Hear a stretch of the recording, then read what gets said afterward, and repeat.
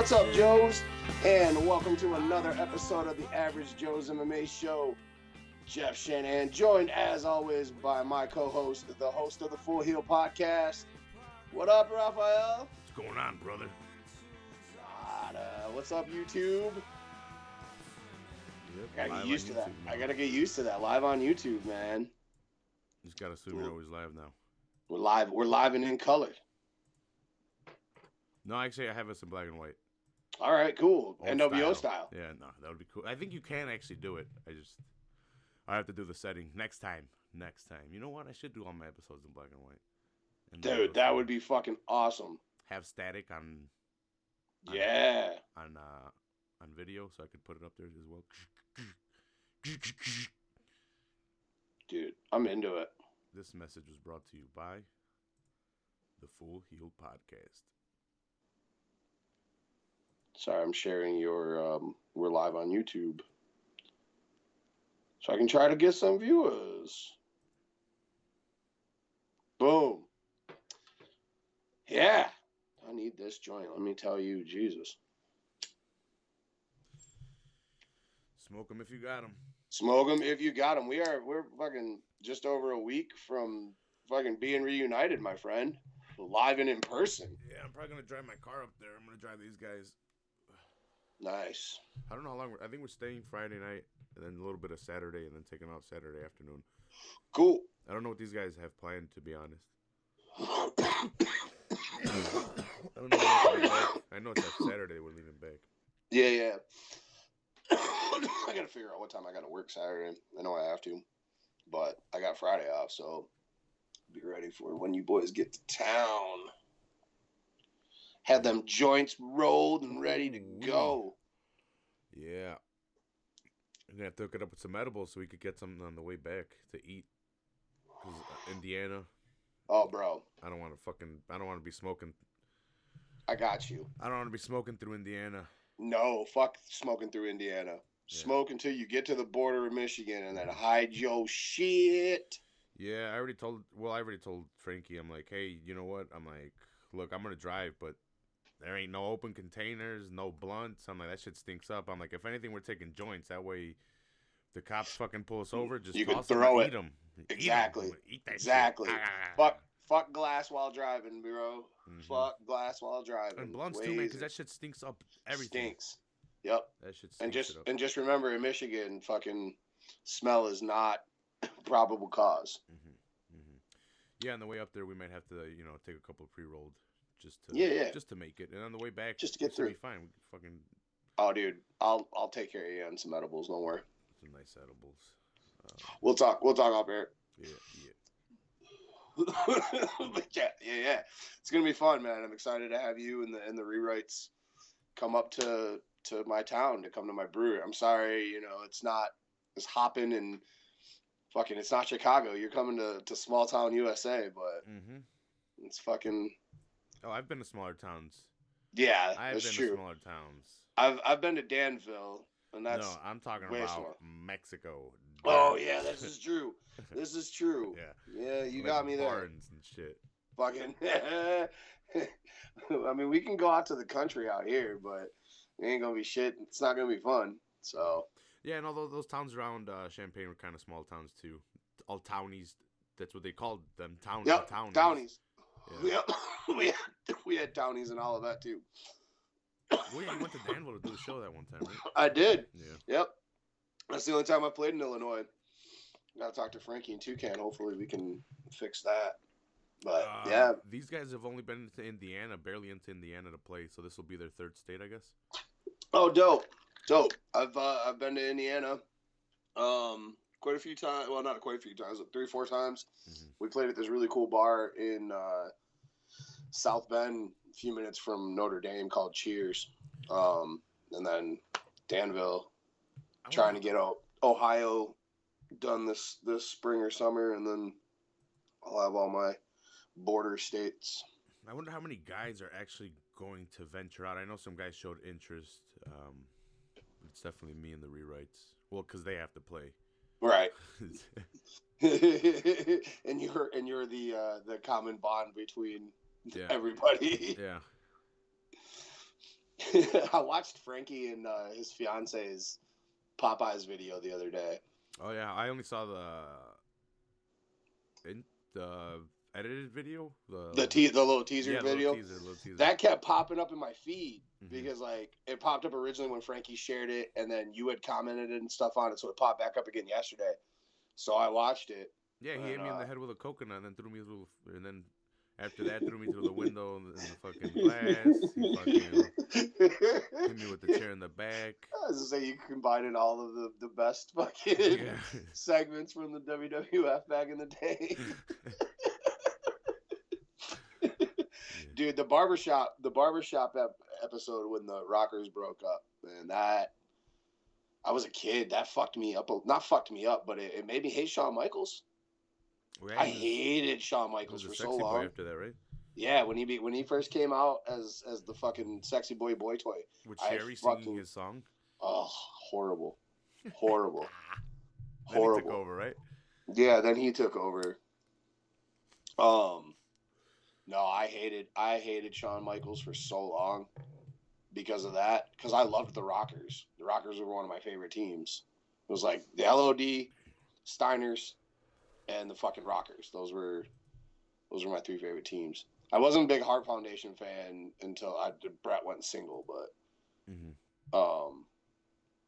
yeah, when he super kicked Marty, I was like, fuck Shawn, and it was just fuck Shawn for life until I don't know, a little before maybe.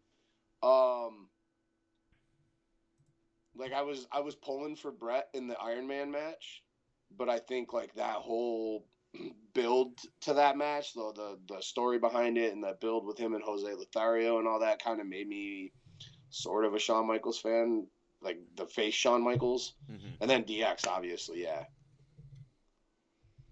No, there's some memories there. There's some badass memories. I've been going back and reliving a bunch of them. I've gotten a bunch of Bret Hart.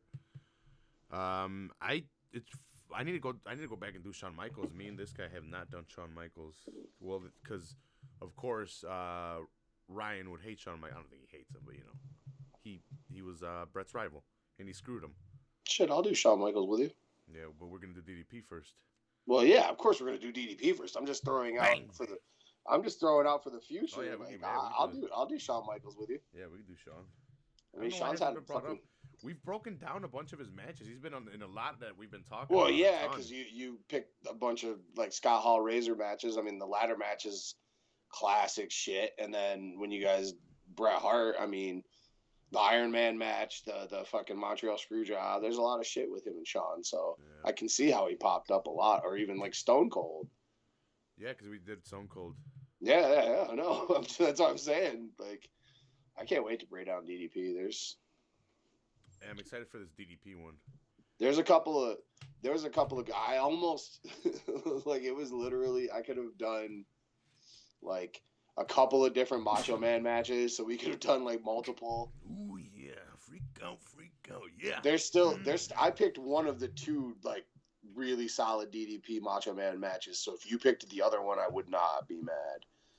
I'm gonna give you mine either today or tomorrow. I've been watching a lot of early ones where he's heel. Yeah. He had some good matches there. He was just fresh in, but it's like they're not really good opponents. I need to find the good opponents early on. But he was definitely developing a style early on, and I need to find the good chemistry ones. I forgot who I saw him with. It was Squash. I don't know who they were, because so I'm doing a little bit of history too with the NWO. So. Oh, right on. Yeah, so he was coming up. Yep. Yeah, I remember that rise, man. Oh, Kimberly. Whew, she was roll tide. Dude, Kimberly was so fine back in the day. Mm-hmm. So fine. Yeah, no, I'm going back in, 96? 96, and I'm like third episode of Nitro, and where the NWO, or where Hall is invading, and Hall is he's teasing Nash. Pretty much. Yeah. I saw yesterday you had posted to your story, I think maybe the video of Hall, with Hall coming on the commentary set of Nitro. It's like, oh shit, that brought back some memories because I remember that shit live. Fucking 12 years old, man. You watch AEW yesterday? Sure did. I watched Dynamite yesterday. Did you watch Full Gear? I did watch Full Gear. I got to watch Full Gear Sunday because Saturday I was back in Detroit to see Tool. Okay, cool. I bullied Jesus into ordering it with me. Nice. Because I didn't want to spend the $50. Right. Well, first I asked him, I'm like, hey, let's watch AEW. I asked him early on. I'm like, let's split it. And he's like, I'm going to find the cheap link. And I'm like, all right, fuck me then. And then I went toy hunting, and then he hits me up, and he's like, right before the pay-per-view, he's like, are you still down to watch the pay-per-view? I'm like, you fucking asshole. What the hell? I'm like, I fucking trying to make the plan so we could watch it. I'm like, and then after I got unheated, I'm like, you know what? It's a pay-per-view, and if I order it, I can start at whatever time. So I just had him come over, and we watched the pay-per-view. Nice. Yeah, I watched it Sunday, then a little bit of Monday because I started watching it kind of late Sunday night after football, and it was solid. Have you been keeping up with NXT at all? No. Dude, I'm not gonna lie. NXT's probably been putting on better storylines and shows. But I'm still watching AEW and breaking down AEW. It's still the new girl with the big tits and the fat ass. NXT still has big tits and fat ass, but AEW's the new girl, man. Like that's what it is. And I'm gonna keep on supporting AEW because this is just gonna make WWE turn it up even more. Yeah, I mean, I've never watched NXT. I've only checked out a couple of episodes. Not even episodes, with matches recently, just when the war started back up. Mm-hmm. So, I don't know. I've tried, but there's not much to it that appeals to me, I guess. This invasion angle is pretty good right now. I think that part of it is really smart for them to take that approach. And it won't go past Survivor Series, though. No. Vince won't let this go on that long. Which is going to suck. Right.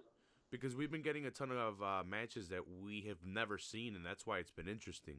Right. That's what I was telling Jesus yesterday. We've been getting matches we've never seen.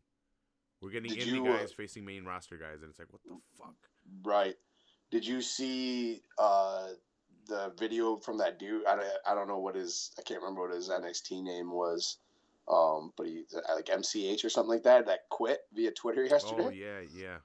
Did you see his shirt though?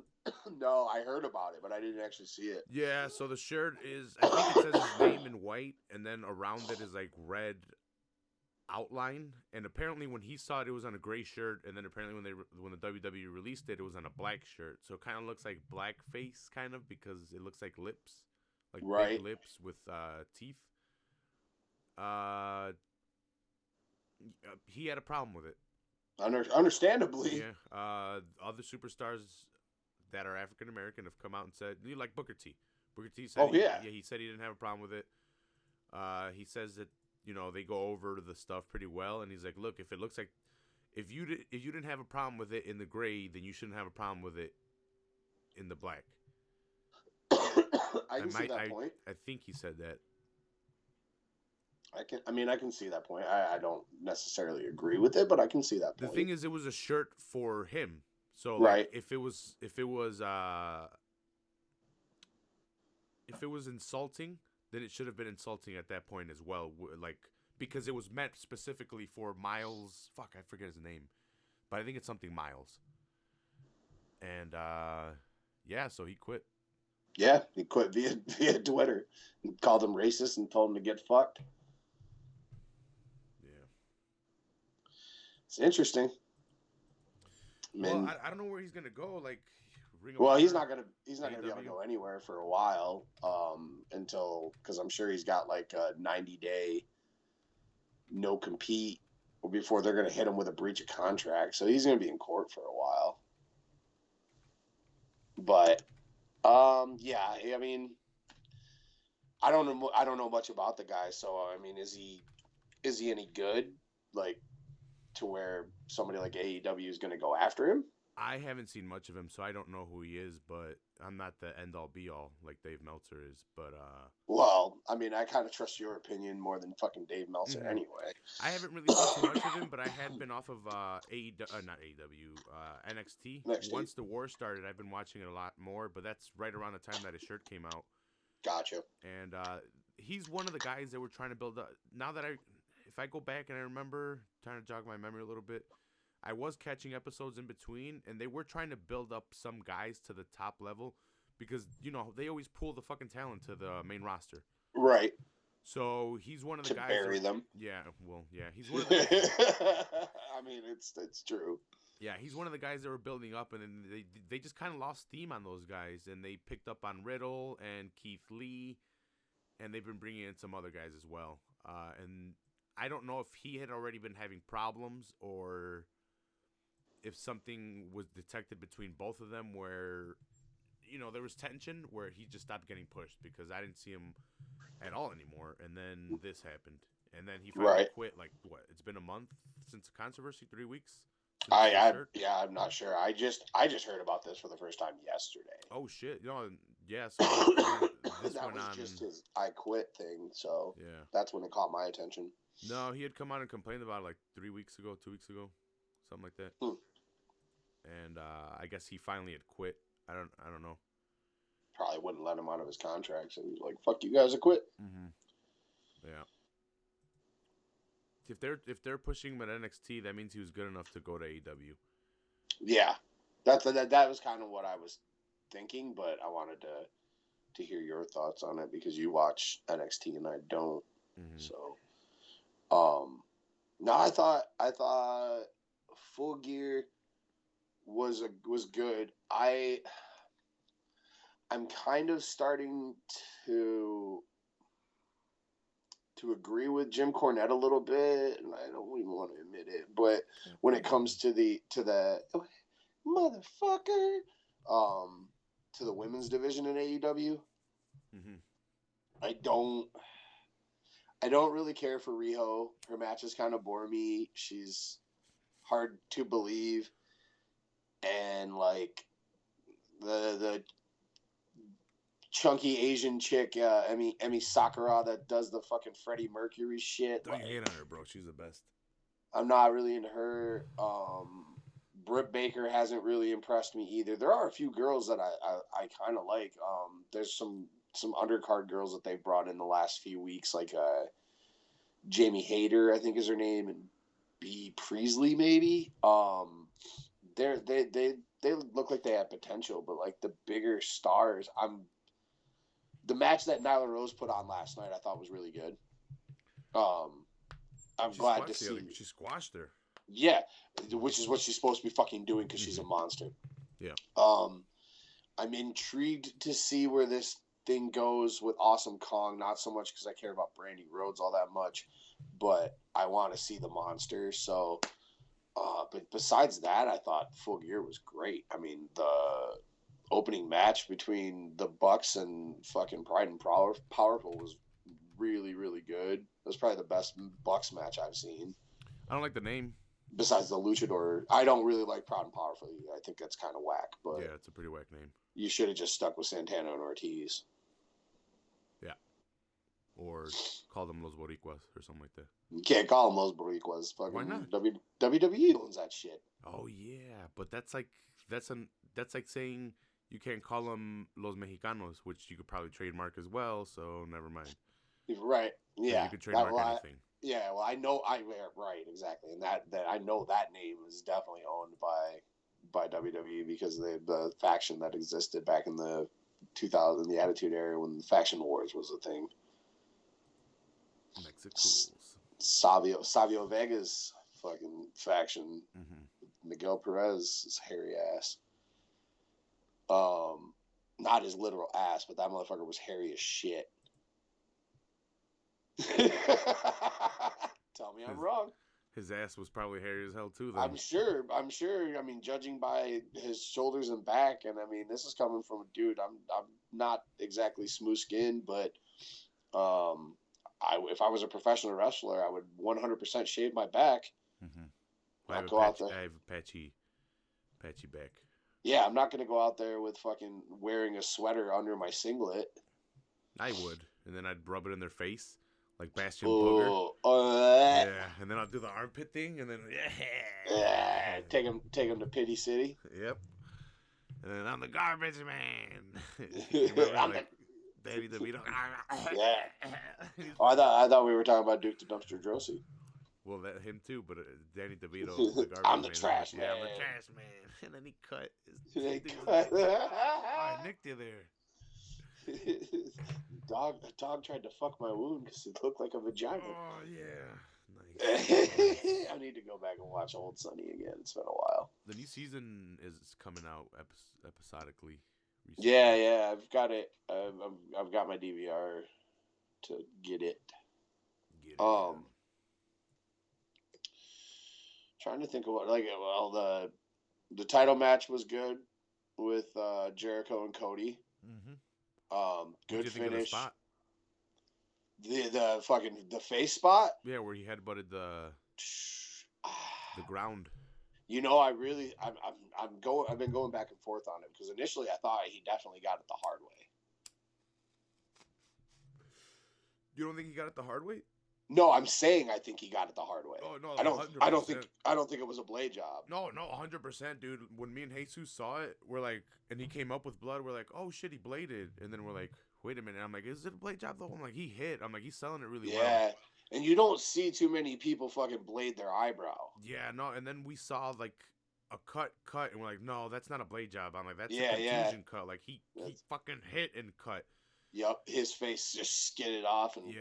And then, like, they cleaned him off. The fucking doctor came in and whatever, tried to fix him up. Yeah. And then you can see that it was already bruised where he had hit. Like, the initial bruising. Not like a full-out bruise, but, like, you can see it was going to get bruised, and it was from a hit. And... yeah. Cody's fucking crazy. Yeah, he is. He's nuts, man. I mean, if you're going to be the company man, be the company man, right? Yeah. Take that company to the next level. So, we didn't record right after. Me and Jesus just watched it that night because we went back and we had to go watch the Young Bucks and the other match too before he left. So, we stopped like at 1. What did you think of the MJF heel turn? I was cool with I've been waiting for it. Mm-hmm. I've been waiting for it. For the last month or more, you know, ever since he like aligned himself with Cody, because he's still been working semi-heel, but we haven't seen him go like full on heel since like he wrestled Brandon Cutler, you know, and that was they cut a promo, but I liked it. I thought it was good. I was kind of getting scared of what they were doing with MJF. Because he's such a good fucking heel. Mm-hmm. Yeah, I'm cool with it. I thought the promo that he did on last night was really good as well. I loved it. Him and Jericho last night. Yeah. Do you want me to join the club? Do you want to join the club? You want me to join the club? Those two working off of each other is just fucking comedic gold. Going back to Jericho making fun of him for wearing a scarf and being like, who really wears a scarf? And then last night, you know, our mutual love for scarves. Yeah, I thought it was a good turn. I mean, you know, he threw in the towel to try to save his friend, supposedly, and then kicks him in the balls and throws him to the ground. Mm-hmm. Let MJF be the fucking one of the best heels in the game that he is. Yeah, I wanted him to turn heel. Yeah. Jesus is like, no, they gotta leave him. They gotta leave him to be friends. And I'm like, no, they gotta turn MJF heel. It makes more sense because then we can actually have Cody being able to challenge for it because then he has something to argue. Like, no, MJF did it because he hates me, so that's why I lost, not because I got beat. Yep. So yeah, that builds that. I've been waiting. No. I've been waiting for this turn for a few weeks now. Like, there was a couple of weeks, I can't remember if it was, it had to have been an episode of Dynamite. Yeah. When they jumped Cody and MJF came down with the chair, and there was like a brief minute second he looked at Cody, and then fucking swung the chair. Yeah, no, they definitely teased it. They're definitely like, Yeah. is he good or is he bad? And then is he the third man? Literally, kind of that spot. Right. And is he here to save Jericho, or is he here to save Cody, or what the hell? And then he saves Cody. And no, to me, it just made sense that he turned heel, and it gave the opportunity for Cody to challenge for the title. I expected him to join the Inner Circle last night. I'll be real honest. Do you was think a little. Joins it or no? No, I don't think he needs it. Now that, especially since they brought in Wardlow and have partnered him with those two together, that guy is a fucking monster. I don't like his name, but okay. I don't like his name so much, but he's fucking huge. Me and Jesus are going over it, like, what the hell? You had to look it up. I'm like, Warlord? He's like, Wardlord. And I'm like, what? Wardlow. Yeah. Can't call him Warlord either. WWF owns that, or he owns that. Mm-hmm. Shit, yeah. I think AEW's been doing a solid job. They're building good storylines. I like the storyline between the Bucks and Santana and Ortiz. The spot I cracked up the spot at Full Gear with Ricky when he hit the sunset flip fucking pile driver over the ropes. Oh yeah. On Santana. Yeah. You like the stutter? How he stopped halfway? He's like, "Shit, I need to adjust," and then let's go. Yeah, and then exactly. No, but I like what they've built or have been building with that feud. Two of the top tag teams in the game. It's definitely keeping interest in a tag team match with no tag team titles involved in them. Right. While they can still keep this SCU and Lucha Brothers feud going. It's good that they didn't just put the titles. They didn't have to put the titles on the Bucks right away. Mm-hmm. No, I love the fact that these guys know how to push their talent instead of pushing themselves, which is a major faux pas in WCW. They fucked themselves in the butt by pushing themselves and not pushing the undercard, and then you have the Radicals leave to WWF, you had Jericho leave, you had the Giant leave, and then you have kind of a skeleton of what you originally had. Your foundation that you were built on. Mm-hmm. And you just the underside, and you have the NWO that came in and ravaged everything, but now they fought each other, they fought the WCW, and now you have new rendition with Jeff Jarrett. It's like, this isn't working, this isn't gonna work. Everyone left to WWE because you guys only pushed yourselves, which AEW's not doing. Right. Look at Kenny Omega. He's putting on a badass match with Moxley. I heard they were gonna cut back on the violence because of that match. It's probably not a bad idea to keep it to a minimum of hardcore matches now. I mean, that match was great. Jesus, that match was good. Well, Moxley and Darren Albee are definitely gonna have one. Oh, Darby, that shit's gonna be nasty. Yeah, I like Darby. I really do. I don't like the Spanx or his tights. Yeah. Just wear skinny jeans. I don't even like skinny jeans, but just wear them because I don't like fucking things on there.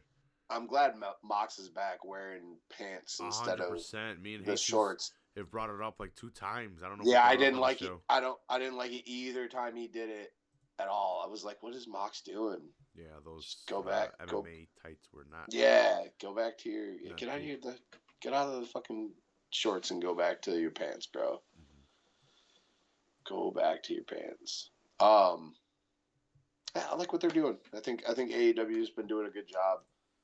I was as bad as this is gonna sound. Maybe I was kind of thankful that we had an episode of Dynamite without a bad women's match, but they were still able to get it. Oh no, no, because Nyla Rose. It was a good match. It was a good squash match.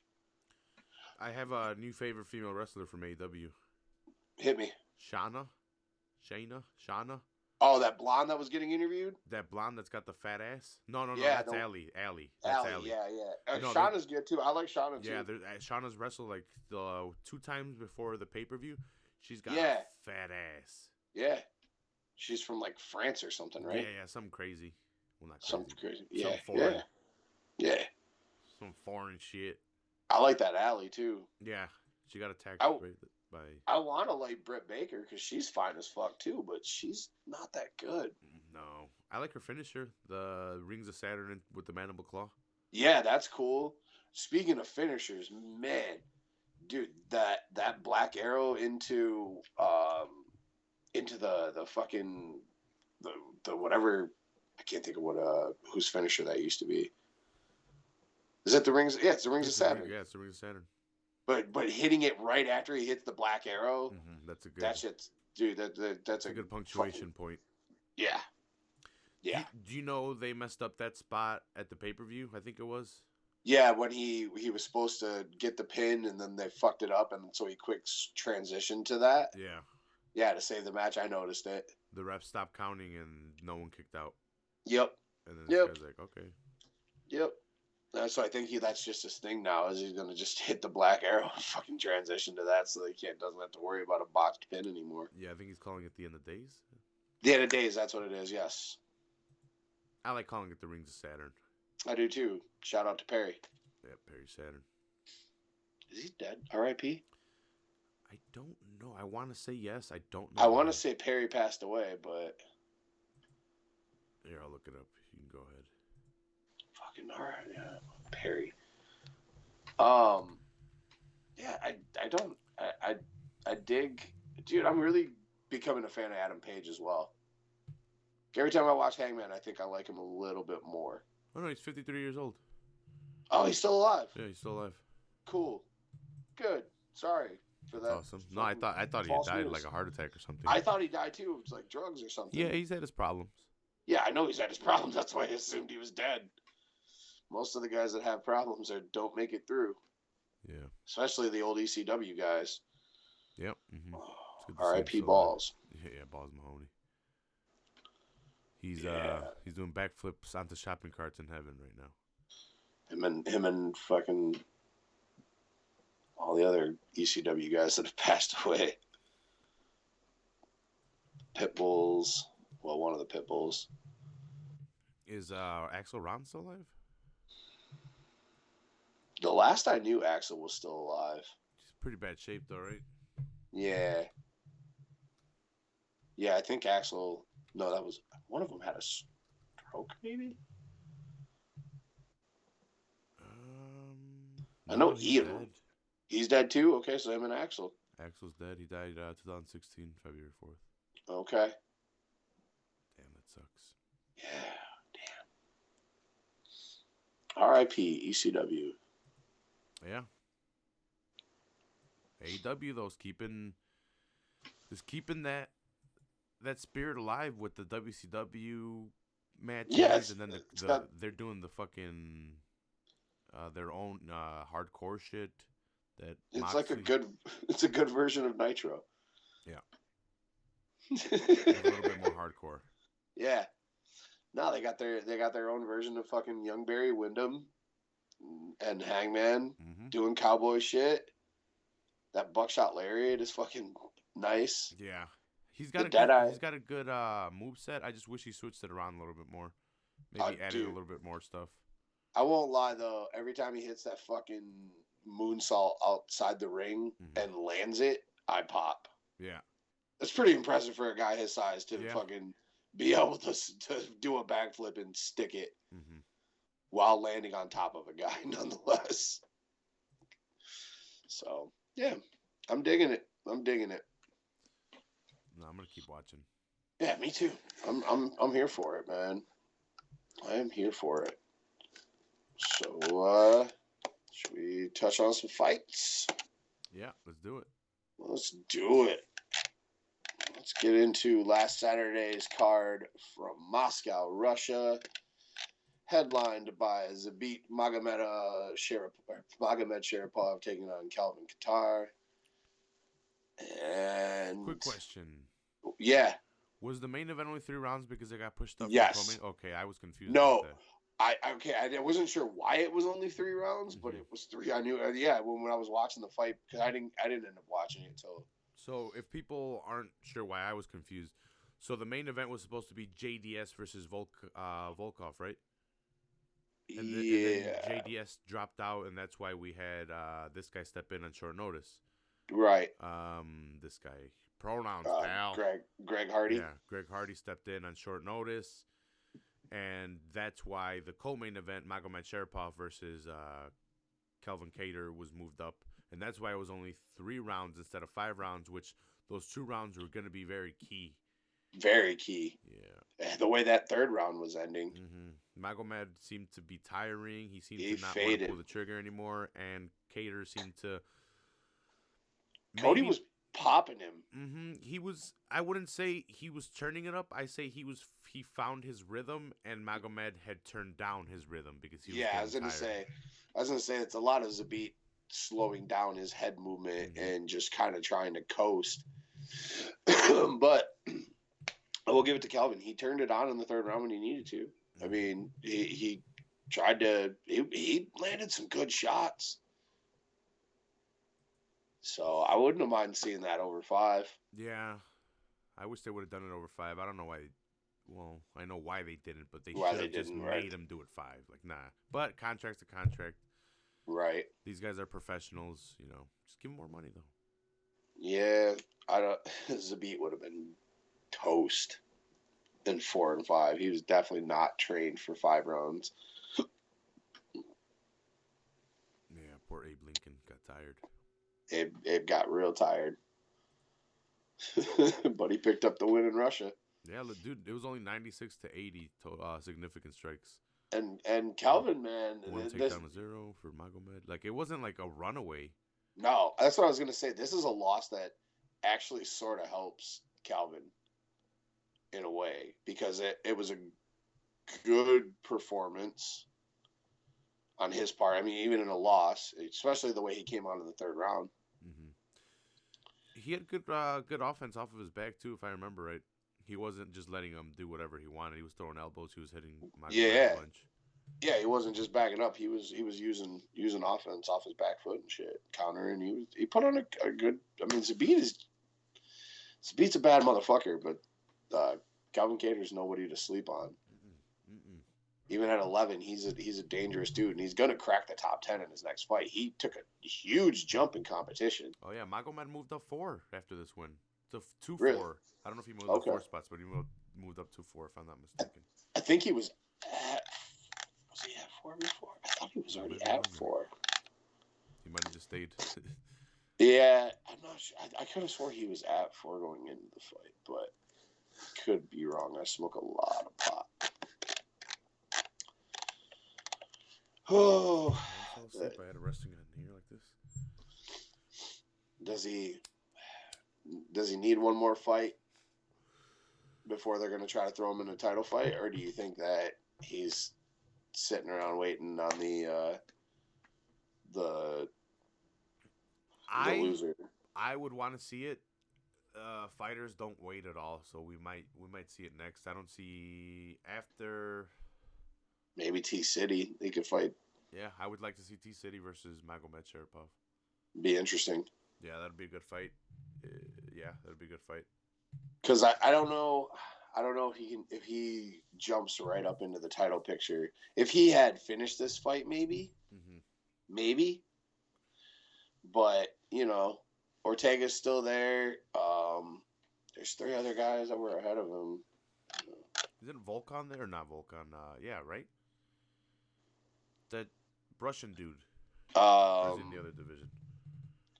No, he's facing Max. Oh, yeah, Alexander Volkanovski? Yeah, Volkanovski. There you go. That guy's about to fight Max. Yeah, he's got Max next in December. It's one of the three title fights. So we're about to see what happens with that. And, Ortega came off of a loss. Or I think he's facing Korean Zombie, too. Yeah, he's headlining against Zombie in Korea, isn't it? But still, I would like to see Magomed face one of those guys first. Yeah, for sure. I would too. I think he needs another fight against. Set up the Yair one. We never saw it. It's true. Yair ducked him. I'm not gonna lie about that one. Yair ducked him. Yeah. He quit the company. He was like, "Fuck this, I'm out of here." Yeah. I would like to see it. I would have liked to seen that fight in this particular instance. I think now he would want to look above like the winner of the T-City Korean Zombie fight maybe as a title eliminator. Yeah. But I mean, yeah, Zaire did look Zaire. Yeah, did get the win. Yeah, and I was just gonna say he looked really good against Stevens too. So yeah, surprisingly good. Fuck it, let's run it. Yeah, well, if Yair wants to, he doesn't want that smoke. Yeah, we know he doesn't want that smoke, but are we gonna risk him quitting the company again? Right. Dude, he was practically in Bellator. He was in the Bellator. No, he was in the Bellator cage. They'd announced him. Right. They were like, they all but had him. Yeah. And then Uncle Dana was like, no. Nothing. No, my friend. He's had his say, but the contract is a contract. Right. Get in there and fight. Your co-main event, which was one half of your main event originally, Alexander Volkov gets the decision win over Greg Hardy. I wish Volkov would have destroyed Greg Hardy. Yeah, and here's the thing. I've been showing my distaste and my hatred, and I don't want to see Greg Hardy fight. I don't either. People were like, leading up to this fight, and I don't argue with people online, I just see it, and I'm like, oh, this is stupid. You're a fucking idiot. Oh, the fact that he's fought 5 times in 1 year for being a heavyweight, and he's been the first one to do it, that deserves some respect. Fuck you, dude. Suck my balls. Respect for what? Respect my balls, dude. He's fighting cans, first of all. He's not fighting for... Yeah, Volkanovski was a big jumping competition. Huge. I don't have to respect him. He hit a chick. Yeah, he beat a chick up multiple times. Fuck that dude. Yeah, and then he's like, Derek Lewis has no say on what morals are or what, because he was a felon. It's like, dude, you beat up a woman. He beat up a dude. Right. He went to prison for beating up a dude. You got kicked out of the NFL for beating up a woman multiple times. You're a fucking pussy. It's like he squandered a crazy opportunity by beating up a chick. Like, that's one of the worst things you could do. And then he gave up such a great position in life because he's a stupid piece of shit.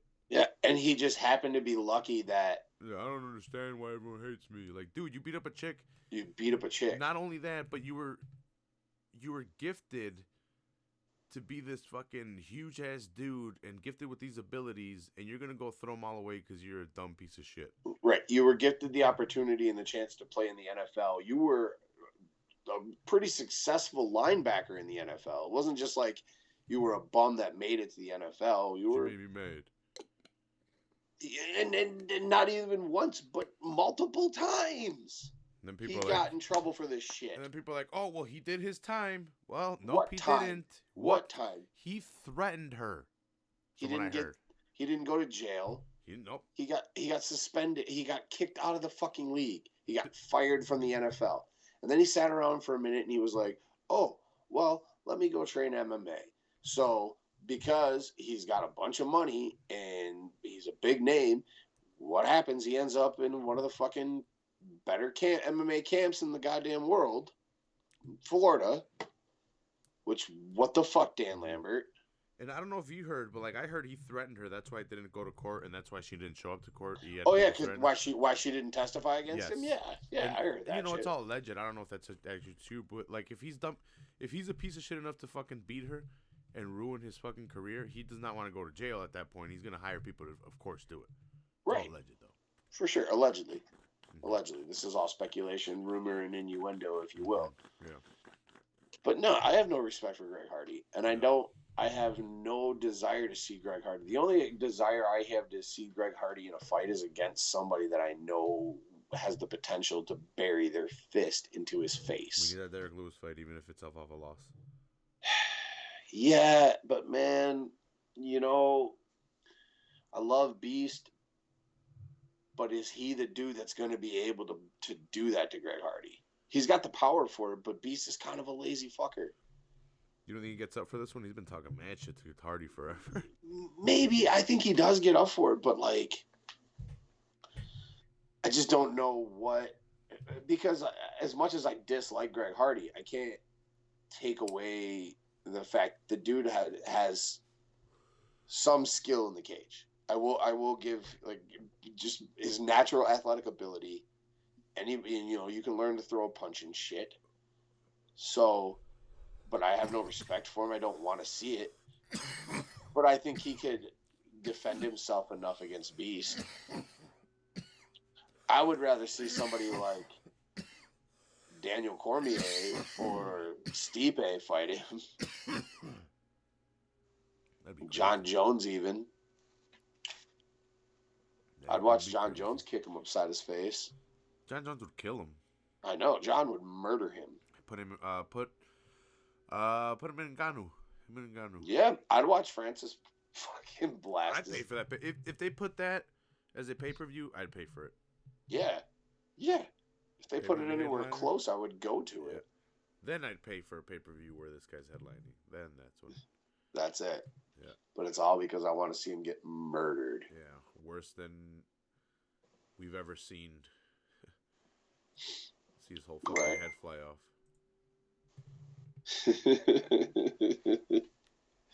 Yeah, no, I saw a lot of that. Like, oh, he deserves respect because of this. I'm like, get the fuck out of here. You're a dumbass. Fuck him. He does not deserve respect for shit. Like I said, I don't engage in online. No, I don't either. I ignore it. Yeah, I'm in groups, and that's where I get my news, and like I'll see it, and like if it's a respectful conversation, I'll get into it. But if it's stupid shit like that, like, oh, he deserves respect for fighting 5 times in a year. Like, all right, without looking, tell me the 5 guys he fought in the heavyweight division. You can't? Right. Okay, cool. Thanks. Right. How many contender matches were they? Mm-hmm. Yeah. Name them and tell me what those guys' records were. Oh, yeah. He fought twice in the Contender Series. 3 times. Was it twice or 3 times? Definitely twice. Could have been 3. But I'm glad Volkan got the win. Me too. Like you said, I wish he would have knocked him out or choked him out or something. Yeah, but I wish he would have beat the shit out of him. He even said it himself. He was playing it safe because he had come off of a loss from his last fight. So yeah, get the win. I get it. Yeah, especially against a last-minute opponent. Especially not last-minute opponent, but change of opponent. Yeah. You don't want to. Too many guys lost in Moscow. I'm surprised there weren't riots. Oh yeah, dude. I saw people posting America's 4-0 against Russia right now, and I'm like, God. It's yeah. It's not. It's. I wasn't even keeping track like that. I was just watching the fights, and people are pointing it out. Like Russia's lost. Yeah, I mean, on the main card, shit. Russia only won. Well, they won 3. I guess it was 3-3. It was split.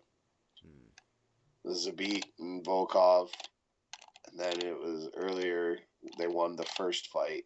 And then it was like 3 in a row for the USA. Well, 2 for the USA and 1 for the UK. Which we're getting into right now. As Zalim Imadov took on Danny Hot Chocolate Roberts. And Danny picks up the knockout win. Nasty. This wasn't the foot to the face, right? No, that was. Oh, yeah. No, this wasn't it. No. Who was the foot to the face? It was the Russian dude, now that I remember. The front, yeah, the front kick. Mm-hmm. Yeah, that was in the prelims.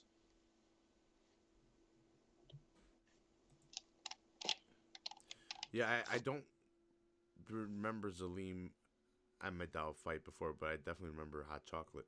Yeah, I've seen Danny fight. I can't remember his knockout. I can't really remember it either. I just remember it being pretty bad. I'll look it up. You would think it would be kind of memorable since it's one of the few knockouts on the card, but a lot of decisions.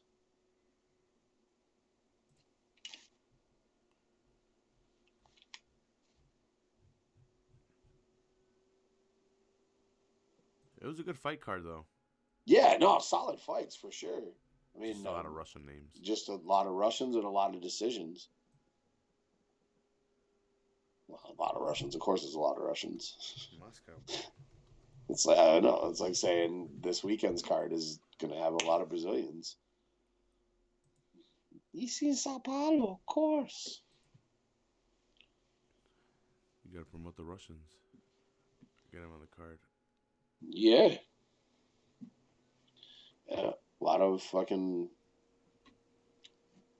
Russian dudes that all kind of look alike different ways. Wasn't really it, was it? God damn it. I don't know, ref jumped in and stopped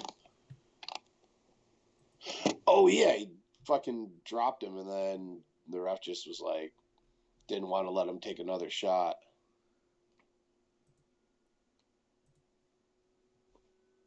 Yeah, I don't know who Ahmedov was anyway. Nah, it's not. It's inconsequential. Yeah, knock the fuck out. Ed Herman picks up the decision win over Hadis Ibrahimov. Yeah. Yeah, I don't know how to pronounce that name, but this fight was sick. Yeah, dude. Eddie Herman has gotten better. He's definitely tougher. He's fucking taking... Well, he outstruck this guy 121-70, but I think it was the toughness that really got Herman that many shots landed and the advantage in the later rounds, because they were going at it at first, man. For sure. They were trying to go to war. And Herman just outlasted him. That's a wily old vet, man. 100%. He's been around. One of the last remaining, early Ultimate Fighter guys. Yeah, Cody Haas's face was all busted up at the end. All bloody. Yeah. No, Herman, dude, they were just standing there flat-footed, hitting each other in the face. Like I said, Ed kind of fell off a little bit, for a couple of years. He had a little rough go of it, and I thought he was going to be done. And then I kind of expected when he fought Pat Cummins for Pat Cummins to walk through him, and he didn't. Ed fucking starched him, and he's a tough motherfucker, dude. He is, yeah, he's tough as fucking nails. I mean, dude's been fighting forever. You gotta submit him to put him away. Or kill him. Yeah.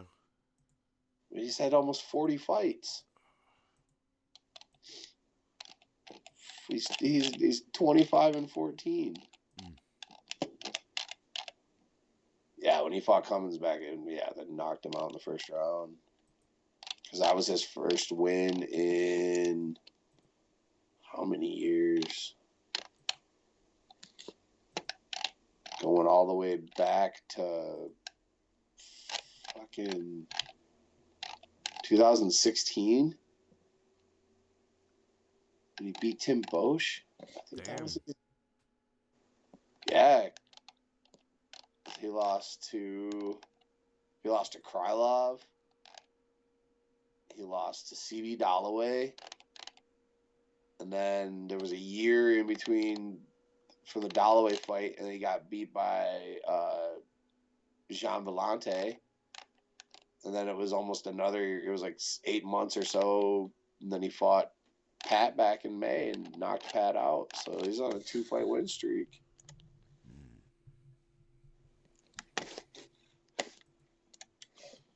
Pat Get it at... Yeah, Pat got his mustache knocked out that day. And the rest of his teeth.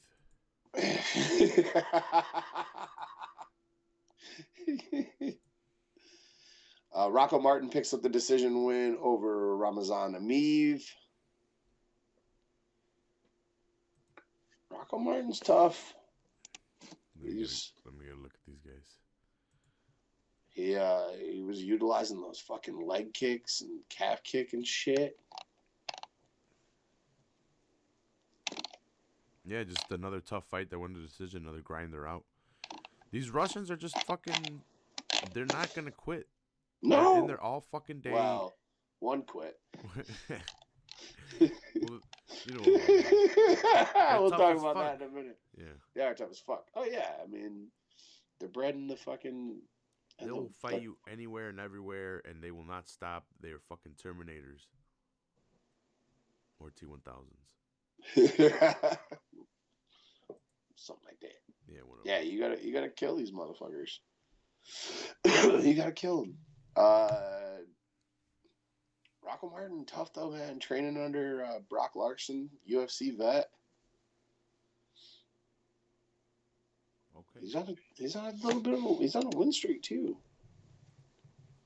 I want to because I don't like the fucking.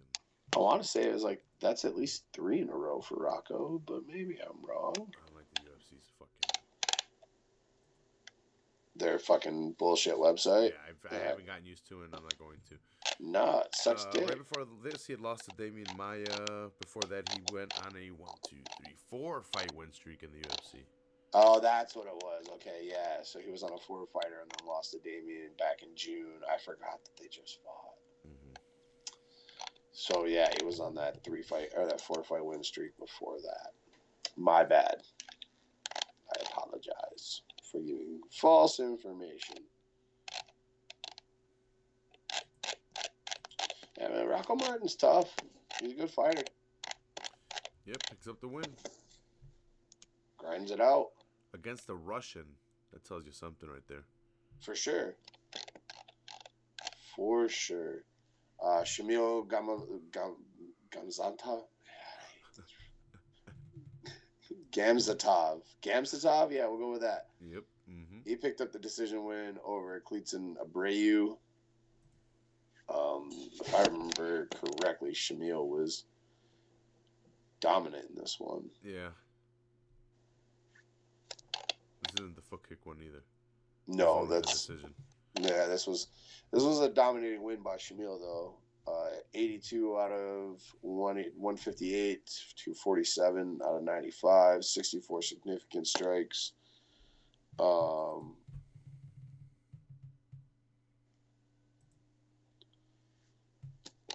And yeah, just another grind out win for the Russians. Dude, all the Russians look the fucking same on the... That's what I'm saying, dude. On the UFC page. Yeah. Magomed Ankalaev and Shamil look like they're twin brothers. Look like Abe Lincoln motherfuckers. Yeah, dude. It's... What is going on with my headphones? I think I got a short in my headphones. On one side or both? One side. My left side kept going out. Oh, finally the fucking... Time to replace. This is the foot kick? Yeah. Yeah, the front kick KO. Yeah. Yeah. Magomed Ankalaev. Yeah, Ankalaev versus... Ankalaev. Dalcha Lungambula. Yeah, good job. Good job. That's what it looks like. Who? Jesus, this guy only landed 13 punches the whole fight. Well, it only took 1 kick. Yeah, but the fight went 3 rounds. Yeah, no, it was a long fight. But That's what I'm saying. He didn't do shit. He landed 30. Yeah, this guy Magomed must have. Yeah, he took only 1 takedown. What in the fuck? How do you have a stand-up fight? You only land 13 punches. Fear? I guess. Get the fuck out of there, bro. Good thing you got front kick knocked out. Maybe it's time to retire. Maybe I'm just an asshole. I don't know. You don't want to fight this Amish guy. Well, judging by the foot kick knockout he took to the front kick, I should say, knockout he took to the face, I wouldn't probably want to fight him either. Yeah, he just stiffened them out. It was pretty nasty. pretty awesome, though. Yeah, I saw the replay. I think I had left in the beginning of this fight, I think, or right before this fight, maybe, to go to Tool. Mm-hmm. So I missed seeing this fight, but I did see the replay. Nasty. Mr. Nasty Time. Rustam Khabilov gets the decision win over Sergey Konzadar. Yeah. Yep. We're just going to call him Kondo. Kondo. No, I didn't pronounce that shit. You pronounce it. Sergey Kondo's go. I don't know. Sure. We'll go with that. Kondasko? Yeah, Sergey Kondo. Maria Kondo. Oh, Carl Robinson gets the decision win over Roman Khabilov. Yep, submission win. Dude, this is a boring ass fight. Other than the submission. Yeah, I was gonna say this one doesn't really stick out to me either. This next one does, though. David Zawada picks up the first round submission win over Abukar Nurmagomedov, aka Khabib's cousin. Well, I gotta make fun of him, bro. And he choked him out. Well, he even went for the takedown too. He initiated the takedown on Zawada. Zawada snapped him up. Yeah, he obliged. Khabib was there cornering him. Yeah, so was Khabib's dad. Yeah. Which it's not gonna be good. Connor tweeted after and then deleted. I don't know what he said. I didn't look it up. Yeah, I heard he was talking shit after I sah it pop up on. That's a weak sauce ass move. Yeah, that is kind of a bitch move when you got tapped out twice. So, shh, Connor, just be quiet. He's just trying to stir the pot to get Khabib to fight him. Yeah, 100%. Just go fight Cowboy and get the win, bro. That's what he needs. But yeah, he needs to not be talking and trying to fight Justin Gaethje. That's for sure. Mm-hmm. Gaethje will fucking. If. He's trying to fight fucking Frankie Edgar over here. Connor. Right. Connor, yeah. Oh, man. Alexander Yakovlev loses by decision to Roosevelt Roberts. These are the early prelim card, especially the prelims weren't that great.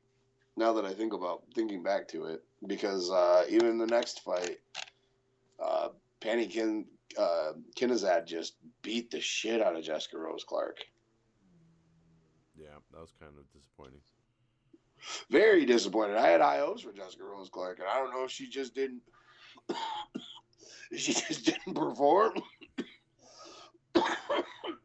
or what the fuck. But she just looked off and flat from the get go. Yeah. No, so here's the thing. I saw it once all the way through, and I probably should have gone back and saw it for a second time. Yeah. There's a lot of names on here that are from fucking Moscow or from Russia they're trying to get out there, or they're guys that we're never gonna know. And not because we haven't seen them fight. We've seen them fight a bunch. It's just their names all run the same. They're all super hard to pronounce, and unless they do something crazy, like Rustam Khabilov, I remember him from fighting for the championship at one point, but then he tested positive and went away for a while. Right. Yeah. Now he's trying to get back in the picture, but like Ankalaev, Magomed, like I've seen him fight like once or twice, but now this kick to the face, it's definitely a stamp there that's gonna carry on for him. But right, I've seen Shamil fight. Yeah, I gotta remember him. The other Nurmagomedov, it didn't help him that he got tapped out by Zawada, but I had seen Zawada. Zawada's had some experience in. Yeah, Zawada's not a bad fighter, and I've seen Abukar fight. Yeah, but like Gamzatov, I don't remember him. This fight is not memorable. I'm not gonna remember him. I know who Raka Martin is, but he picked up the win against Amiv, so that doesn't help Amiv. That doesn't help Amiv, right? No, man. This is one of those cards where it's like, fights aren't exactly for us. I'll watch them, but they're not. I'll watch them, but it's like the all European card, the all Sweden cards, the all China cards. I mean, there's a lot of fighters we don't know on those cards, so it is what it is. I mean, this weekend's a Brazil card. I haven't even looked at it. We'll look at it right now if you want. Yeah, we might as well run it down. It is from Sao Paulo, and it's a Sunday card. No, I'm fucking full of shit. Don't listen to me. Chicken is No, I'm just thinking because of some settings I have on my computer. Yeah, Sao Paulo. So it's gonna be fucking Eastern time zone on Saturday night. Brazil. Jan Blachowicz is taking on Jacare. Not a bad main event. Not a bad main event at all. I think, didn't Jacare step in for somebody? I don't know. Blachowicz did kill Luke when he came up. Mm-hmm. So I don't know if Souza stepped in or if they set this match up. Yeah, I can't remember either. For some reason. It's a quick return for Blachowicz. Jacare didn't fight all that long ago either, did he? Last fight for him was 185. Is this versus 205 or am I wrong? Oh, no, this is his first at 205. You're right. But he still fought not that long ago. He fought Jack Hermanson in April? Yeah. Okay, that's what I was thinking. He lost decision. Yeah, he lost to a decision, so he's bumping up. Yeah. He's been spotty, man. 1, 2, 3, 4, 5. His last 5, he's 3-2. His last 6, he's 3-3. And you can keep going, and he's still kind of like Yoel. He lost ever since the split to Yoel. He's been kind of jumpy. Yeah, no, I agree with that 100%. And maybe it's the weight cut with age now that he needs to move up to 205, or maybe the healthy guys are coming in at 185, and he's not healthy. He's too big. He's just not healthy enough to take on these. Oh, I mean, he's been through. He's old, man. Fuck yeah, He's got a lot of miles on the tire, a lot of wars. Dude, they've taken out bone chips from his elbows. He's had to have surgery to have fragments of elbow removed from his fucking elbows because there was clanging around in there. I mean, all the fights he's been in was in Strike Force, and then Pride. Oh, excuse me. Pride and the wars in the UFC. And then the jiu-jitsu tournaments. Yeah. That's where he's gotten his arm broke. Yeah. By Hadja Gracie. And then he stuck his arm back in or he stuck it in his belt, and then he kept going because he was up on points, I think. Oh, yeah, that's right. He took out and finished the match with a broken arm. Yeah, because he's like, fuck that, I'm winning.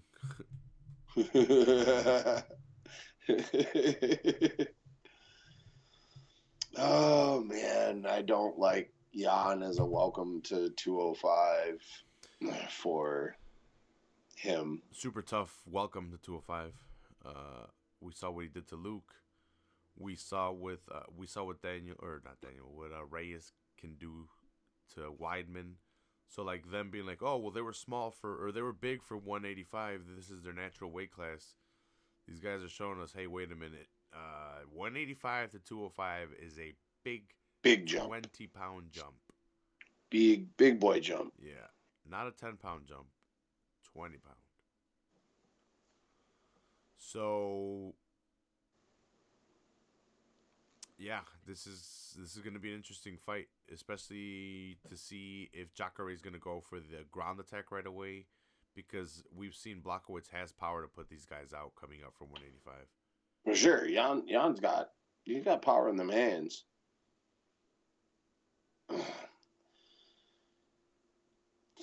I'm leaning with Jan, but god damn it, I love Jacare so much. It's a tough fight. It is. It's a tough fight for him. I mean, I can I don't see want to Jan see though avoiding the takedown and landing shots. Jan. Yeah. Oh, for sure. I think Jan's gonna. I mean, we've seen Jacare get his jaw broken. Yeah. I think Jan's gonna fucking put him out probably. Yeah, and we've seen Jan, but I don't want improve more and more. Like, in my seeing of him, he's either impressed me or he's been improving more and more. For sure, I agree with that. That's why he's at number 6. Yeah. Because he's climbed higher. back up. Yeah. He was higher at one point, right? But he lost. Didn't he? Yeah, didn't he lose to Kudalaba? Something like that. I think Kudalaba knocked him out, and then Kudalaba disappeared.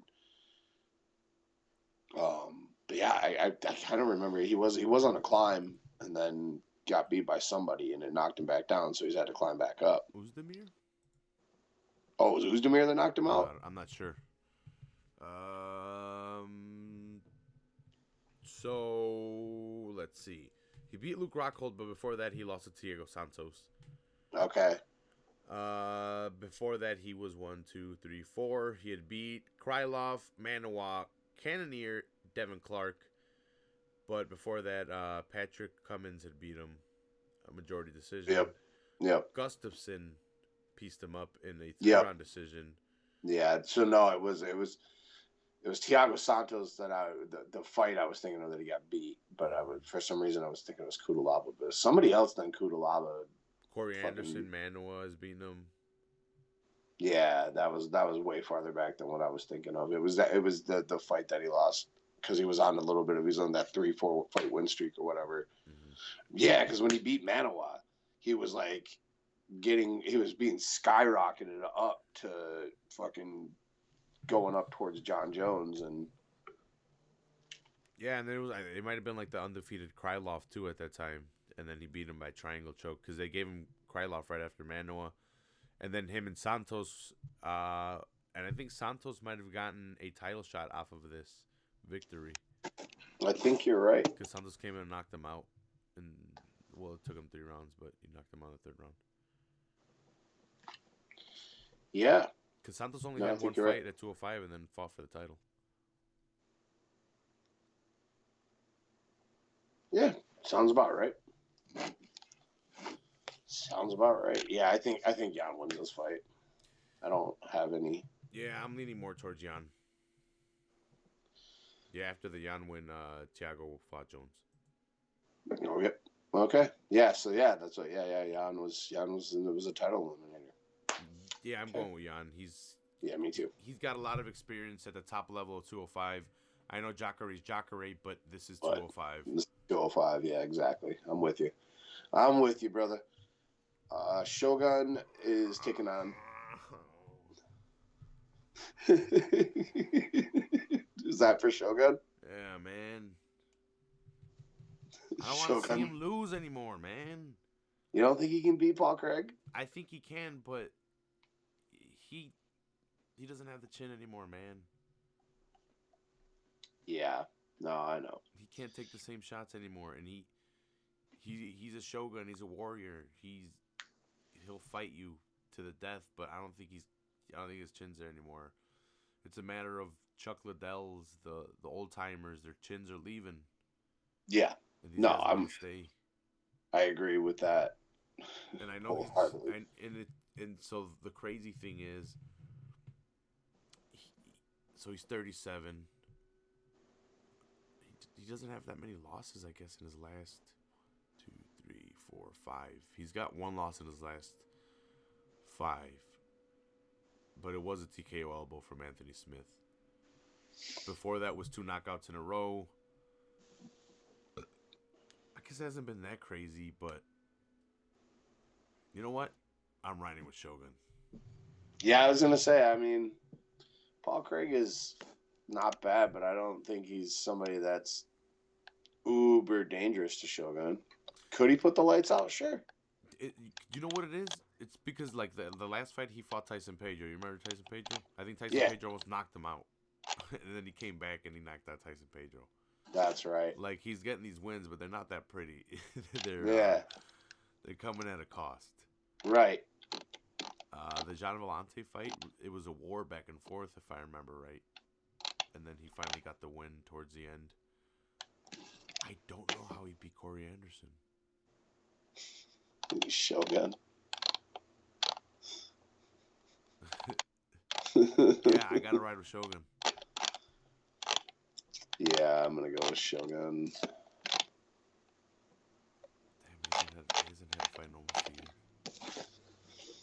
Oh man, Like, I don't feel great about it, but I'll go with Shogun. Charles Oliveira taking on Jared Gordon. Does Charles Oliveira make weight? What is this, 145? Nah, it's 55. Yeah, but he just struggles with weight. Yeah. And no matter what, if 155 Calvin or Gastelum. 145. Yeah, exactly. Hey, Calvin Gastelum, you want to fight 205? Oh, we'll see if I make the weight. No shit. How you gonna almost miss fucking 85, Fatso? This coming from a Fatso. Dude, we were fucking complaining about it. Him at 170, that he could be champion, that he could be champion at 170 if he took it serious. Right, and the next day he fucking misses weight and leans on a towel to make weight. Mm-hmm. Get the fuck out of here, bro.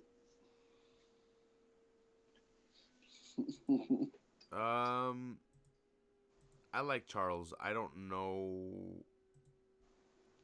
This is a 155, right? Yes. He's on some kind of a streak right now. 1, 2, 3, 4, 5. 5 fights, and they're all finishes. His last 5 are finishes.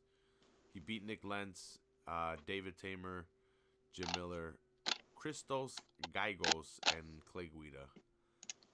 They're all named except for Gigos. I know who David Tamer is, brother of the other Tamer brother. Daniel. Yeah, they're good strikers, very good strikers, those 2 guys. Yeah. The Bronx, Charles Oliveira, has the most submissions in UFC history.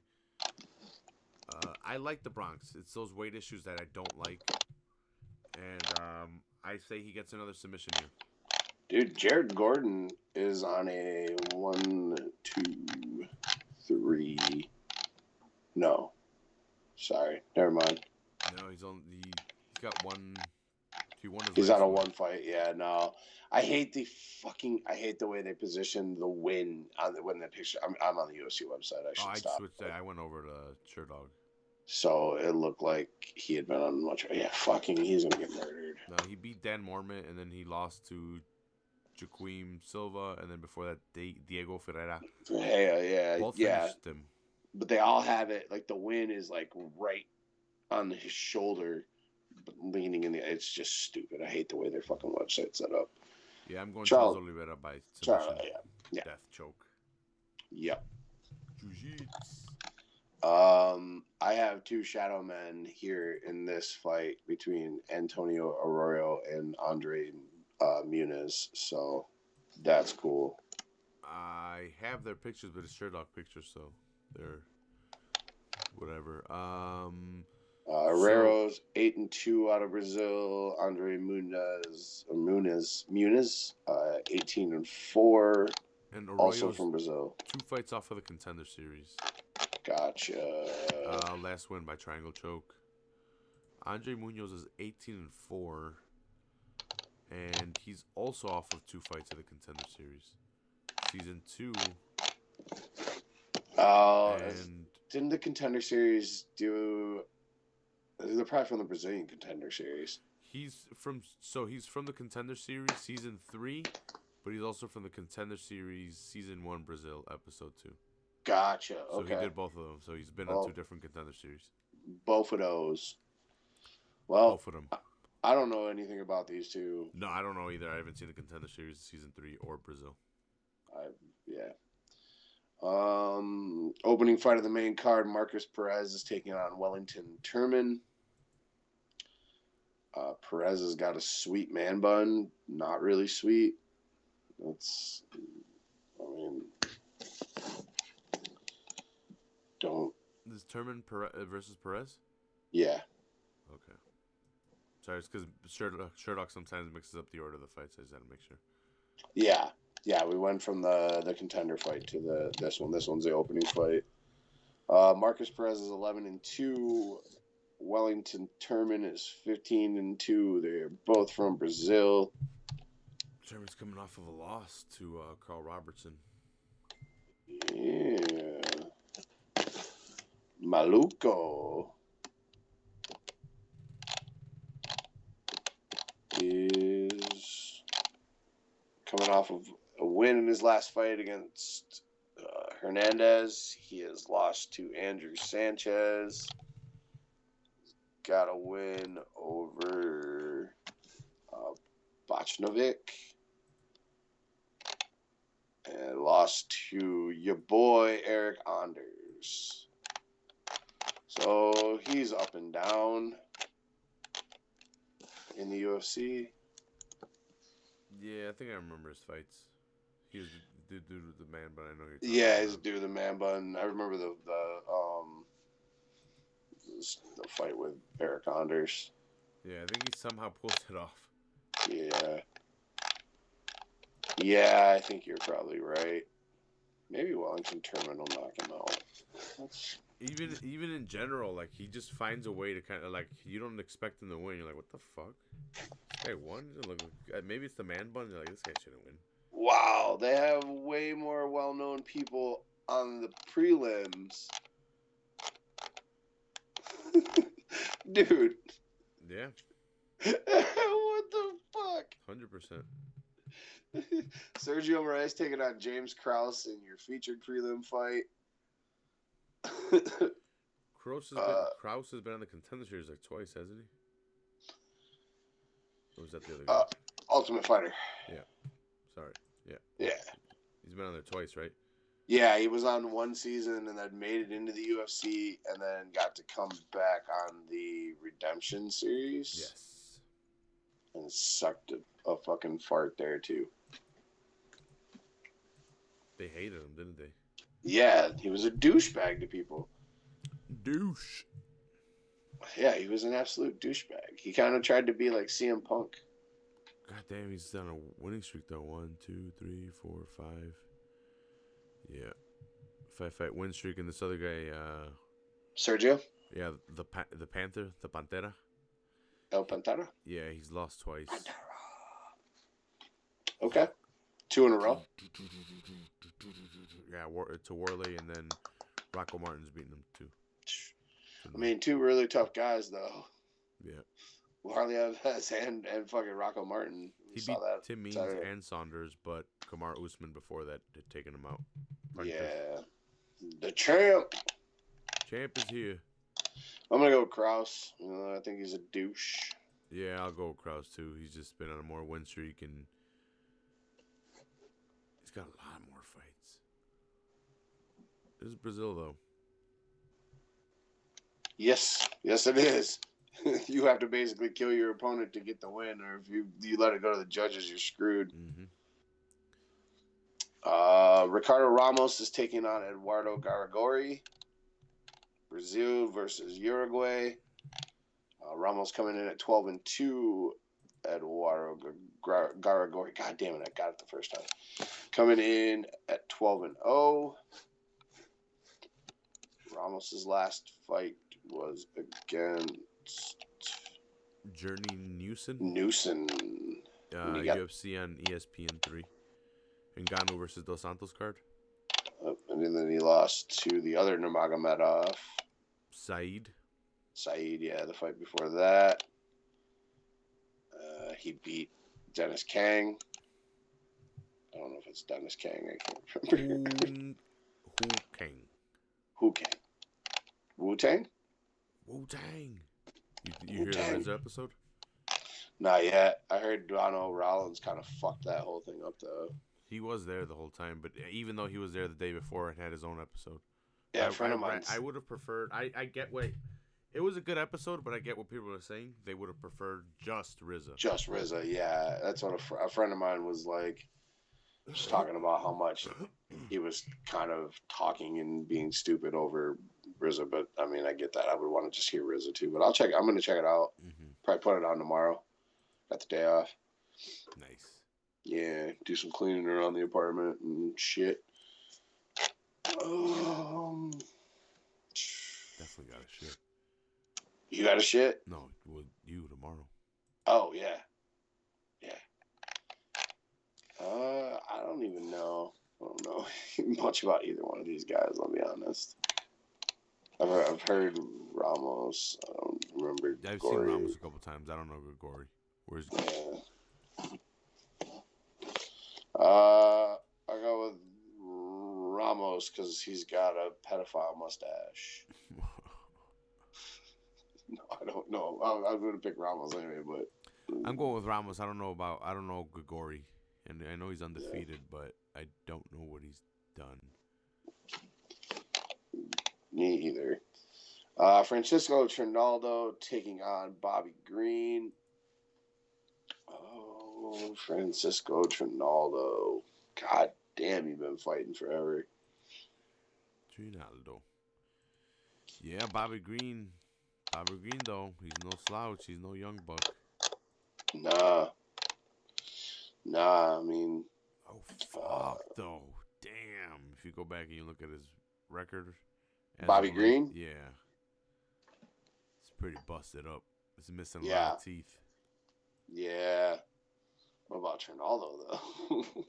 See, Trinaldo's at least picking up some wins, though, in between losses. Win-loss, win-loss. Bobby Green's like...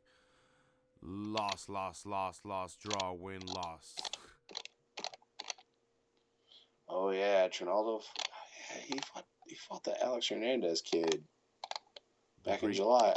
I forgot about that. Mm-hmm. Dunham lost to James Vick. I remember that. Damn, he beat Miller, though. Yeah, he beat Jim Miller. That was like when Jimmy was going through that fucking Lyme disease shit. Yeah. Lost to Kevin Lee. It's still going. Yeah, I remember the Kevin Lee fight. Yeah, it was on Kevin Lee's build. Damn, he beat Paul Felder though. Doctor Stoppage. I think it was a cut or something. The cut, yeah. He beat Yancey Medeiros. Ross Pearson. Beat Chad Laprise. Norman Park. He's got some names on his record. For sure. Oh, goddamn, Norman Park. I forgot about Norman Park. Motherfuckers act like they forgot about Norman Park. Why did he leave the UFC? Norman Park? Yeah, it wasn't because of losses, was it? Yeah, I think it was. I think he got let go. Okay. I thought it was because of money. And then he went back to England and then just never came back. I think he was fighting in Poland, if I remember right. Norman Park was from Ireland. He's from parts unknown, bro. I thought he was Irish. I don't know. God damn. Yeah, he's a heel. He's a heel, motherfucker. Oh, Wartley Evans versus Randy Brown. Head and brows on this card. God damn. Ariana Lipinski taking on Veronica Macedo. It was a way better fucking card than this fucking bullshit ass Moscow card we just went over. Yeah, at least with fighters we know. Yeah. Ooh, Ariana Lipinski. So that's your card on Saturday. Nice. What about Duda Santana? Ooh. You don't want to break that one down? Duda Santana, she's 3-1. Bro, there's ton there to chew on. Wait, who are we talking about? I don't know. One of the chicks fighting the first fight. I got Vanessa Mello and Tracy Cortez. Okay, then I don't know who the hell Duda Santana is. I got Tracy Cortez. Oh, who's right? It's hard to say. Yeah, you can't trust the UFC's website. Let me click the fight to see if we open up with the same two people. And Sherdog doesn't really update it that fast. They'll be like, yeah, whatever. They don't even update it if it's a change. They're like, yeah, whatever. Oh, dude. I'm going to send you this picture. So the UFC's, they have the Shadow Man, but they have it a Shadow Man and a Shadow Woman. Fighting each other? Yeah, dude. Nice. I just sent it to you.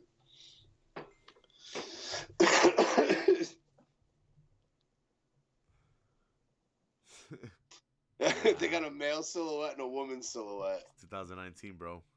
Good job, UFC. Good job. Hey, maybe intern. Fallon Fox is fighting. Maybe. Hey, intern that has to listen to this show. Fist it. Fist it. That's the card. Now that's the card.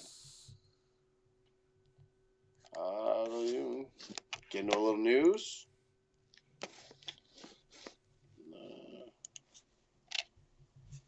Aaron Pico and Daniel Carey is targeted for Bellator 238.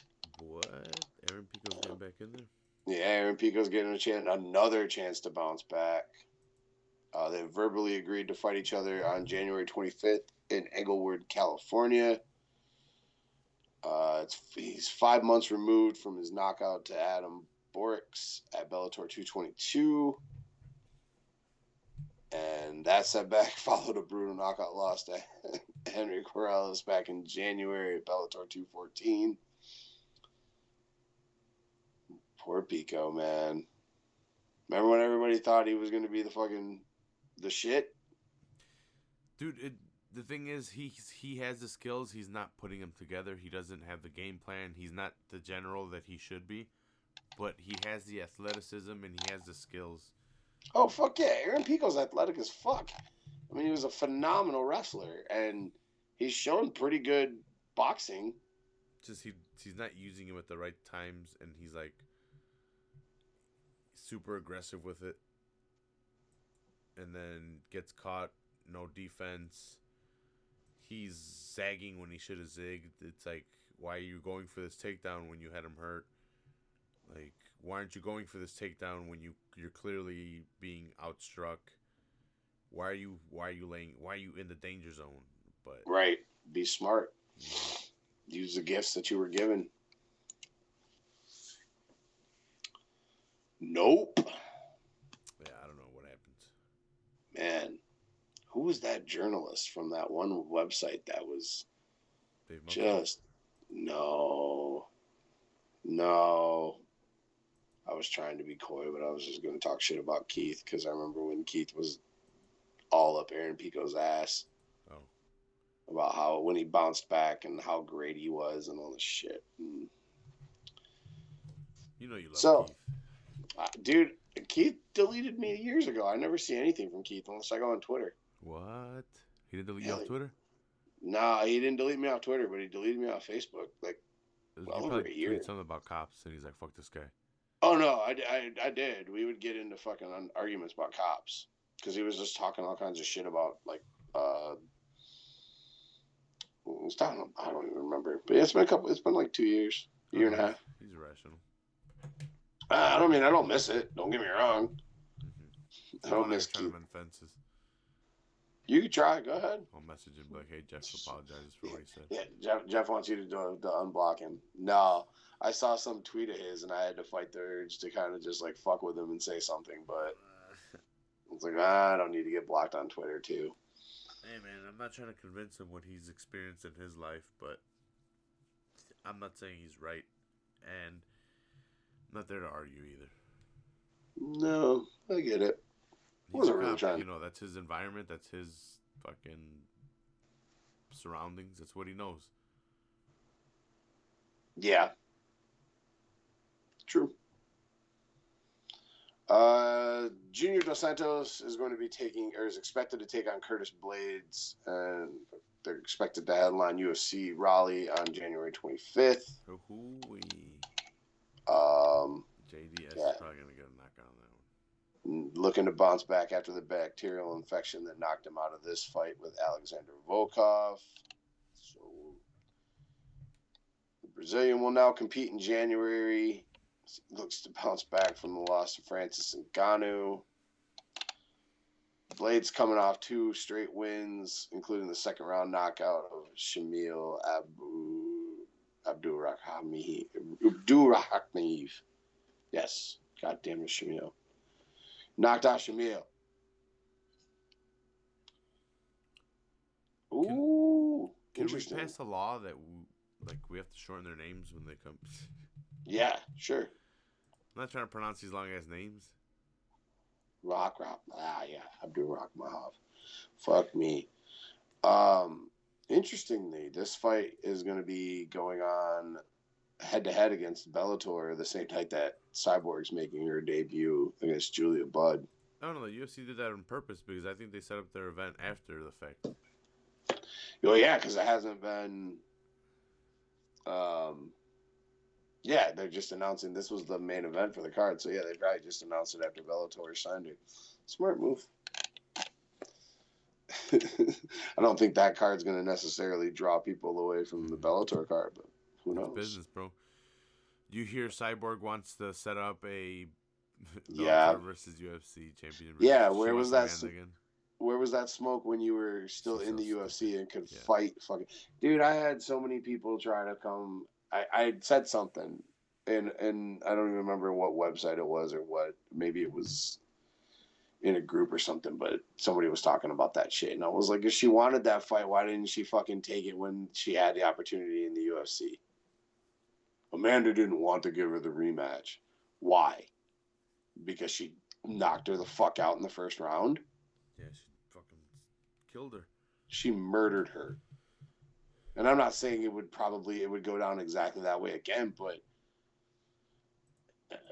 I'm not saying it's not going to go down that way either. Look, she's optimistic, I guess, for throwing it out there, but it's never going to happen.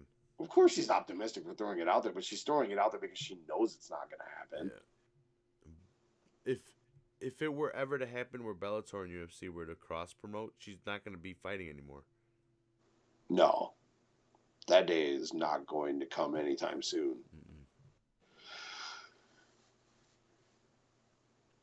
No. So I don't know what she was trying to gain with that, because it's not like she's going to be the catalyst for them negotiating a deal. Go fight your friend Gabby Garcia. Yeah. I'd pay to see that. I'd pay to see that. Heavyweight versus a 145 woman. Let's go. Frankie Edgar versus Corey Sandhagen, and then this is gonna be Frankie's bantamweight debut, but that's also been announced as, I think, maybe the co-main event. Yeah, it's the co-main event of the Raleigh card as well. That's a crazy deep dive into a pool by Frankie, which he seems to be fine with doing. He did it to 145. He just went in there straight. That's Frankie's fucking. That's his way, man. But yeah, you're right. I mean, Corey Sandhagen is a bad motherfucker. Yeah, for people that don't know who Corey Sandhagen is, go look at his fights. He's a badass fighter.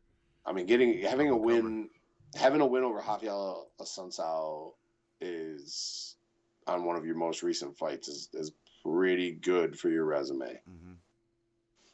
So yeah, Assunção has a win over T.J. Dillashaw for people that don't know. Yes, and a win over Marlon Moraes. Yes, but Marlon got it back.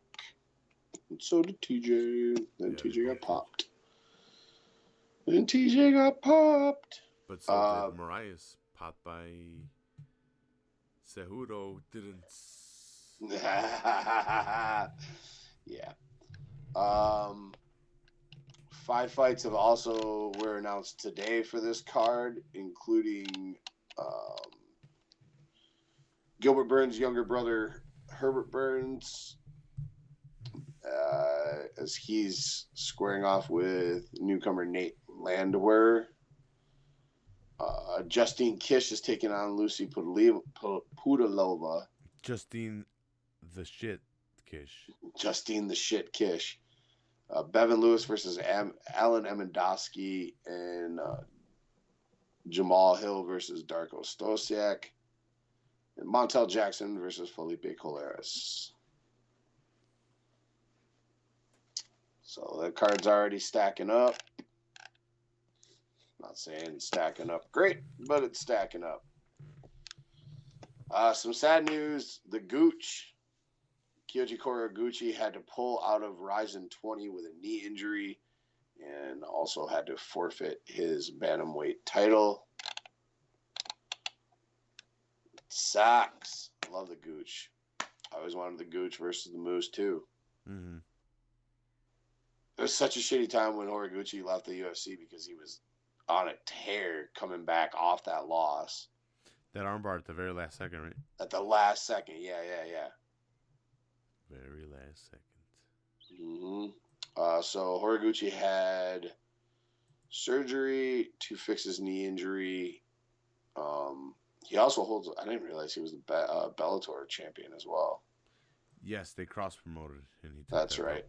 Suffered a right knee ACL tear and a meniscus injury, which will potentially force him out of action for 10 months.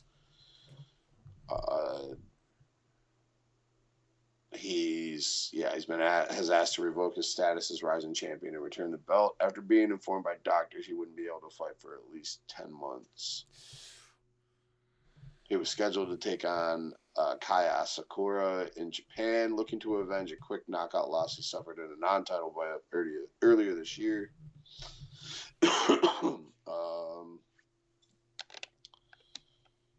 Yeah. Best of, speedy recovery to the Gooch, man. Yeah. We need that rematch. Oh, I forgot Sohee Ham's fighting in Ryzen. What? Yeah. Bro. What the fuck are they doing feeding goddamn Roxanne Modafferi to Macy Barber? Hey, it's a name, dude. It's a name, sure, but Macy Barber's going to fuck her up. Yeah, well, Paige Van Zandt doesn't want that smoke.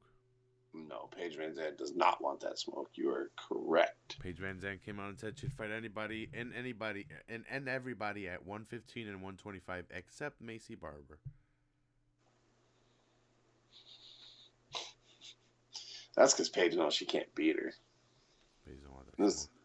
Paige don't want that smoke. And then Macy fucking was up in her man's DMs. Well, that's the reason.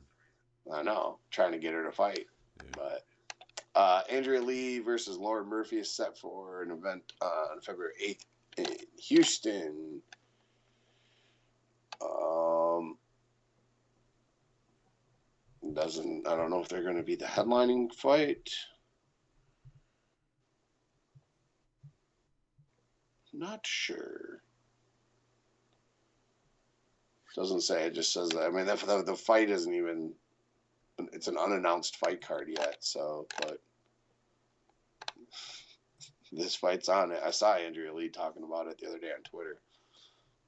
But she's coming back off of her split decision loss to JoJo. Yeah. Carlos Condit forced out a fight against Mickey Gall at UFC on ESPN 7.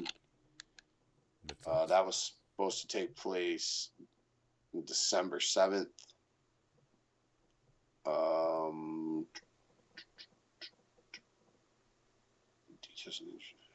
No, it's an unknown injury, but he's forced out.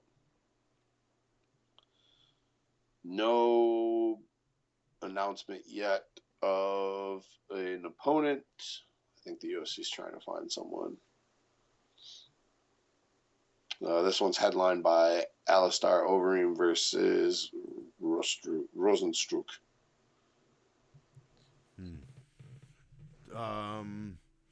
Someone stepped in recently Rosenstruck stepped in because Alistair lost his opponent.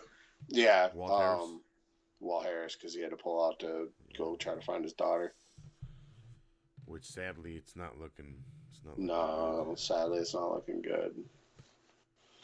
Unfortunately. Best wishes, but it's not. Yeah, definitely best wishes, and we hope for all the best. I'm just, I just read what's out there, and it just doesn't look good. For sure. It's unfortunate. Lastly, Naaman Gracie to fight Kichi Kunamoto at Bellator 236. I only brought this up because it's Naaman Gracie. He was in the tournament. Yeah. What? Welterweight tournament? He just didn't do anything. He did get a win, but against that wrestling star. Do you know his name? Ed Ruth? Yeah, I think it was Ed Ruth that joined the tournament. Yeah, Gracie suffered his first setback of his career at Bellator 222 with a 5-round unanimous decision loss to Rory in the semifinals. Prior to that, the 30-year-old had won 7 of his first 8 fights by submission, including a rear naked choke with the previously unbeaten Ed Ruth. Mm-hmm. But then he came into Rory McDonald. Interesting. The guy he's going to fight, Kunamoto, had his own win streak snapped at Bellator 224, where he lost a unanimous decision to Ruth. Okay. So, they have a common opponent. Bam. We'll see where Neiman is then. Yeah, it's a good test for Neiman. Good test. Shit. That's all I got. Let me check MMA fighting real quick for any breaking news. Oh, yeah, Gilbert got fired from the UFC. We hadn't talked about that since the last time we podcast, but I mean, not surprised. No. I've been saying he should have been gone for a while, but, you know. Yeah, that's all I got. That's all I got for tonight, my brother. That's all I got. I've got nothing. Got nothing for you. I'm high as balls. Yeah, me too. That. I've been ripped. Yeah. For a bit now. I've been taking balls to the face. I say we call that a podcast.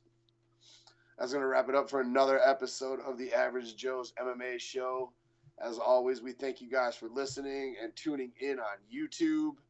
Make sure you're hitting that subscribe button on the Full Heel Podcast YouTube and iTunes page. Also, there's Stitcher, what am I missing? SoundCloud, Stitcher, iTunes, Podbean. Ralph, you got anything any final thoughts you want to plug? I'm high as shit. Me too. I can't really think of anything. I'm excited for next week. But I'll see you next week on Tuesday for Fuck yeah. DDP. Yeah. Make sure you're checking that out on Tuesday night. Keep your eyes open for the Full Heel Podcast. For my co-host, Raphael, I am Jeff Shannon. We're going to call that a night. And we'll see you guys for another episode of the Average Joe's MMA show.